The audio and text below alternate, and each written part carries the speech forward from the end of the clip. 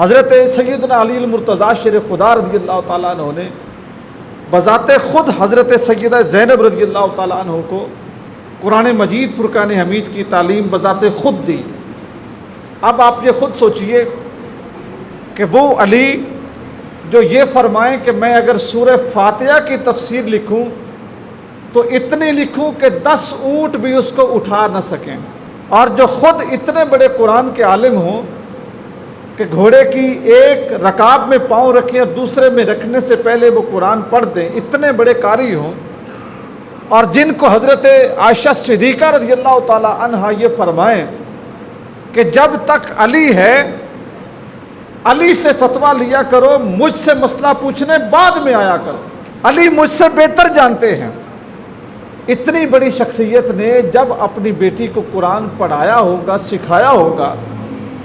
تو اندازہ کریں کہ اس علم کا عالم کیا ہوگا۔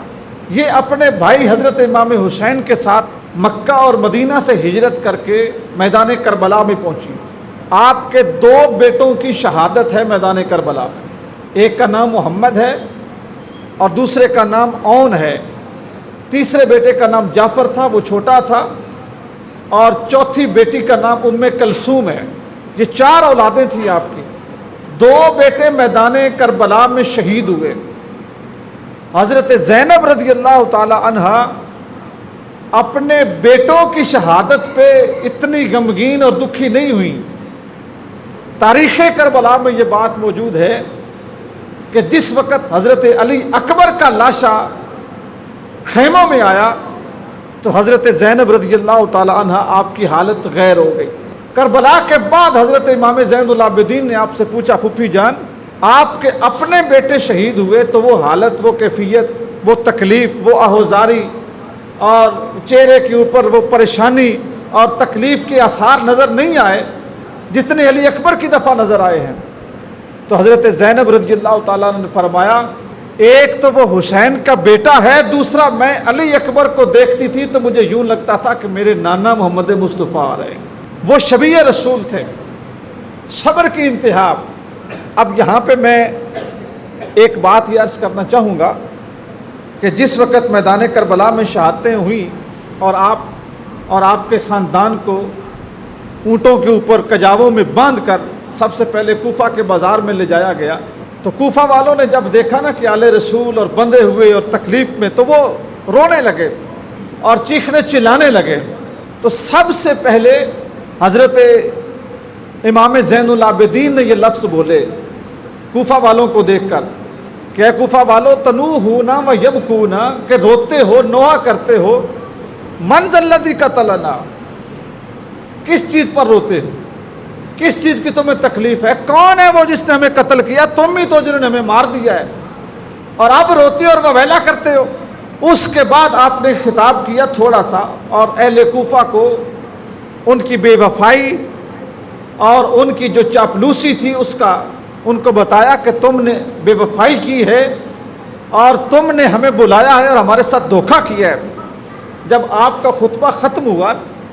تو بازار کے اندر اوپر جو سائڈوں پہ مکان تھے، ایک عورت نے دیکھا کہ آل رسول ہیں اور ان کے پاس جو ہے نا وہ کپڑے اور ضرورت کی چیزیں نہیں ہیں، تو اس نے کچھ چیزیں ہدیہ کی۔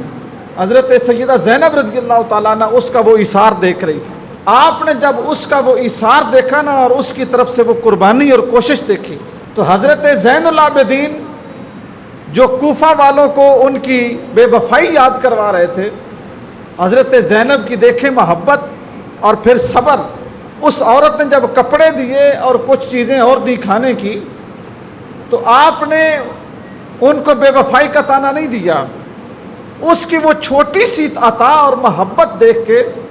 حضرت زینب رضی اللہ تعالیٰ عنہ اس عورت کو دعائیں دینے لگی۔ یہ نہیں کہا کہ ہمیں اجاڑ کے اب ہمیں تکیے دیتے ہو، کپڑے دیتے ہو، پانی دیتے ہو یا کھانا دیتے ہو، نہیں، اس کی اس کوشش کو آپ نے قابل تعریف سمجھا۔ اور اس کے بعد جب آپ خطاب کرنے لگی تو پورے کوفہ میں چونکہ شور تھا، حضرت زینب رضی اللہ تعالیٰ عنہ جس وقت بولنے لگی نا لوگوں کو مخاطب کرنے کے لیے، راوی لکھتا ہے کہ کوفہ کی سرزمین کے اوپر آپ نے صرف اتنا کہا انصتو، یہ لفظ ہیں کہ خاموش ہو جاؤ، چپ کر جاؤ۔ جیسے یہ لفظ سیدہ زینب کی زبان سے نکلے، راوی لکھتے ہیں کہ لوگوں کی سانسیں رک گئیں، ون قدرت الجوارش، اور جو جانوروں کے گلوں میں گھنٹیاں کھڑک رہی تھی نا، جانور بھی ایسے ساکت ہو گئے کہ گھنٹیوں کا کھٹکنا وہ بھی رک گیا۔ اس طرح دنیا ساکت ہو گئی، اور سکوت کے بعد حضرت زینب رضی اللہ تعالیٰ عنہ آپ نے اہل کوفہ کو مخاطب کر کے کہا کہ اے اہل کوفہ، ہمارے لیے تو یہ تقدیر میں لکھا تھا، ہمارا نصیب ہی یہی تھا۔ آل رسول کو یہاں پر بلا کر جو توہین کی گئی اور اس جسم مبارک کو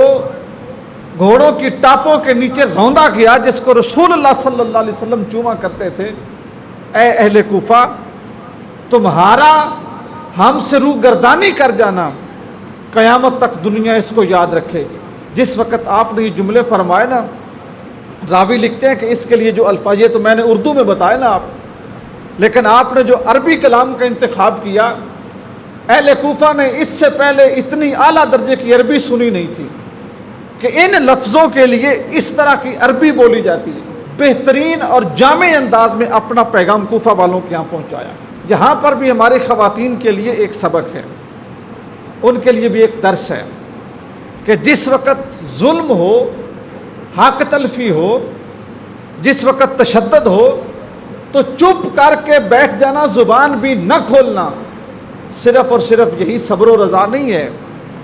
ظالم کو ظالم کہنا، دھوکے باز کو دھوکے باز کہنا، چال باز کو چال باز کہنا، منافق کو منافق کہنا، پھر بھی نیکی کی دعوت اور برائی سے روکنے کا فریضہ اس کو ختم نہ کرنا، کوشش کرتے رہنا، یہ خواتین کے ذمہ بھی ہے۔ عورت صرف چپ کر جانے کا نام نہیں ہے، صرف ظلم برداشت کرنے کا نام نہیں ہے، صرف اور صرف خاموشی کا نام نہیں ہے۔ ہمارے ہاں، ہمارے بالخصوص پنجاب میں جس وقت عورت کا حق دبایا جاتا ہے نا، تو دوستان گرامی، ہم سب مرد ہیں، ہمیں اپنے حال احوال کا پتہ ہے، ہم بھی دباتے ہیں، کبھی بھائی بن کے،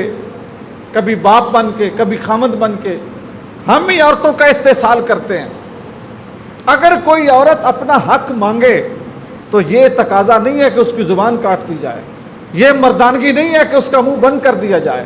یہ مردانگی نہیں ہے کہ اس سے تعلق توڑنے کا تانا دے کے اس کو خاموش کروایا جائے۔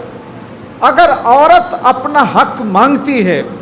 کپڑے کی صورت میں، گھر کی صورت میں، کھانے کی صورت میں، وراثت کی صورت میں، تعلیم کی صورت میں، پردے کی صورت میں، حیا کی صورت میں، عزت، غیرت اور ناموس کی صورت میں، تو پھر ہمارے ذمے ہے کہ ہم اس حق کو ادا کریں۔ یہاں پہ میں دو چیزیں عرض کر دوں کہ جس طرح حضرت مولا کائنات انہوں نے اپنی بیٹی کو قرآن و حدیث کا علم سکھایا، ہمارے اوپر بھی یہ چیز فرض ہے کہ ہم اپنی بیٹیوں کو جو مروجہ علم ہے، جو وقت کی ضرورت ہے، قرآن و حدیث، دینی علم، دنیاوی علم، ہنر مندی، دستکاری، جن جن علوم کی وقت کو ضرورت ہے، ہم اپنی بیٹیوں کو وہ علم سکھائیں، وہ ہنر دیں، تاکہ کل اگر ان کے اوپر کوئی مشکل وقت آ جائے نا، تو وہ صرف اور صرف اپنے جو خامد ہے نا اس کی مرہون منت نہ ہو، ان کے اپنے پاس اتنی قابلیت ہو کہ اپنی زندگی عزت کے ساتھ گزار سکے۔ اپنی بچی کو تعلیم دو، قابل اسے بناؤ کہ شادی کے بعد اس کا خامد اس کی زندگی کا ساتھی ہو، نہ کہ اس کا خدا بن جائے۔ بہت بڑی بات تھی، اس کی زندگی کا ساتھی ہو، ساتھی ہوگا تو عزت دے گا، ساتھی ہوگا تو گالیاں نہیں دے گا، ساتھی ہوگا تو حقوق کا خیال کرے گا، ساتھی ہوگا تو گرمی سردی محسوس کرے گا۔ اگر وہ اس کا آقا بن جائے، اس کو صرف نوکرانی سمجھے گا، خود کو بادشاہ سمجھے گا۔ اس کا دکھ، تکلیف، مصیبت، درد،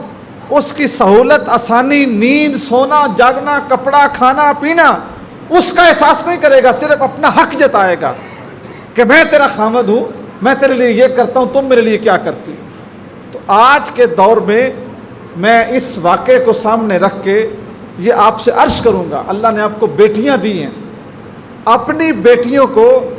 ایک تو وراثت سے محروم نہ کریں، سوچیں بھی نہیں، سوچیں بھی نہیں کہ میں یہ کروں گا۔ دوستو میں پھر یہ جملہ دہرا دوں کہ سوچیں بھی نہیں۔ جن لوگوں نے اپنی بیٹیوں کا بہنوں کا حق مارا ہے نا، قبروں میں لیٹے پڑے ہیں، کچھ بھی نہیں ساتھ لے کے گئے، اور پڑھتے درود فیتا پتر بھی کوئی نہیں۔ اپنی بیٹی کو پورا حق دیں۔ نمبر 2، کبھی بھی اس کی تعلیم پہ کمپرومائز نہ کریں، اس کو تعلیم دیں تاکہ اس کو پتہ ہو کہ معاشرہ کیا ہے اور معاشرے کے اندر رہن سہن کے طریقے کیا ہیں۔